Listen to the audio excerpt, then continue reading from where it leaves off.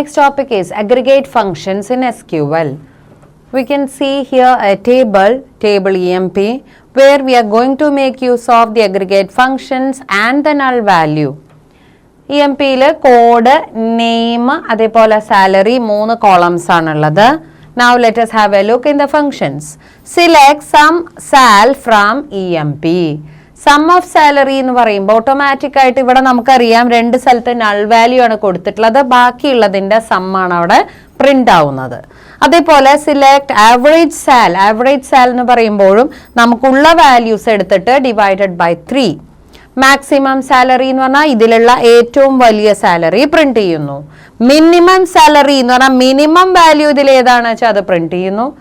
Count സാൽ എന്ന് പറഞ്ഞു കഴിഞ്ഞാൽ ഇവിടെ വാല്യൂ ഉള്ളത് നള്ളെടുക്കില്ല, വാല്യൂ ഉള്ളത് മാത്രമേ എടുക്കുള്ളൂ. അതുകൊണ്ട് 3 ആണ് ആൻസർ ആയിട്ട് വരിക. പക്ഷെ കൗണ്ട് സ്റ്റാർ എടുക്കുമ്പോൾ ശ്രദ്ധിക്കേണ്ട കാര്യം എന്താ വെച്ചാൽ നള്ളും കൂടിയും അവിടെ കൗണ്ടബിൾ ആണ്. അപ്പം അതുകൊണ്ട് ടോട്ടൽ നമ്പർ കിട്ടുന്നതിന് കൗണ്ട് സ്റ്റാർ ആണ് യൂസ് ചെയ്യുന്നത്.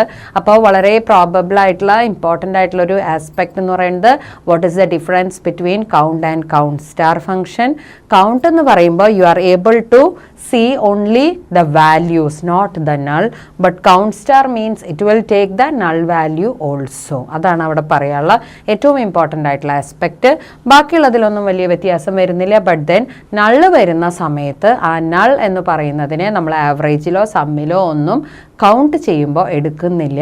അതും നമ്മൾ വളരെ ഇമ്പോർട്ടൻ്റ് ആയിട്ട് മനസ്സിലാക്കേണ്ട ഒരു കാര്യമാണ്. അപ്പോൾ അതുകൊണ്ട് തന്നെ അഗ്രിഗേറ്റ് ഫങ്ഷൻസ് യൂസ് ചെയ്യുന്ന സമയത്ത് you have to always consider null values. അപ്പോൾ ഇതുപോലെ നമുക്ക് ഒരുപാട് ഫങ്ഷൻസ് നമ്മൾ പഠിക്കുന്നു ഈ ചാപ്റ്ററിൽ.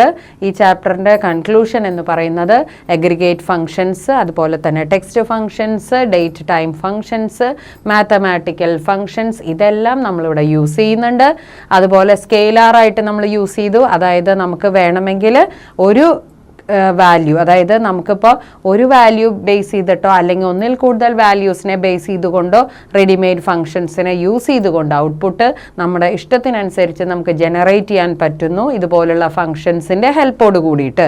അപ്പോൾ ഇതാണ് നമ്മൾ ഇത്രയും നേരം ഈ ചാപ്റ്ററിലൂടെ ഡിസ്കസ് ചെയ്തത്.